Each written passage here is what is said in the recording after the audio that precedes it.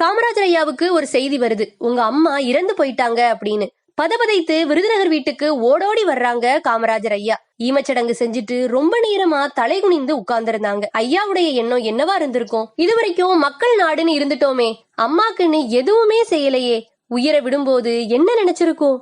நம்ம பிள்ளை கல்யாணம் பண்ணல, அவனுக்குன்னு பிள்ளை குட்டி இல்ல, நம்ம சாகும் போது நம்ம பக்கத்துல இல்லையே அப்படின்னு நினைத்தார்களோ என்னவோ. குனிந்த காமராஜர் ஐயாட்ட வெட்டியான் வந்து சாவகாசு கொடுங்கய்யா அப்படின்னு கேட்க பதறி போய் சட்டைப்பையை எடுத்து பாக்குறாங்க.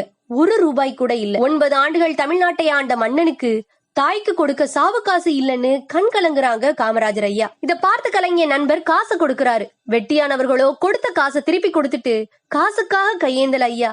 காமராசர் ஐயா கையால ஓரணா கொடுத்தா கூட காமராசர் கையால கொடுத்ததுன்னு பொக்கிஷமா வச்சிருப்பேனே, அந்த பாக்கியம் கூட எனக்கு இல்லையே அப்படின்னு கண் கலங்கிட்டு போனாரு. இந்த சம்பவம் உங்களை எப்படி பாதிச்சதுன்னு கமெண்ட் பண்ணிட்டு நம்ம சேனலுக்கு சப்ஸ்கிரைப் பண்ணுங்க.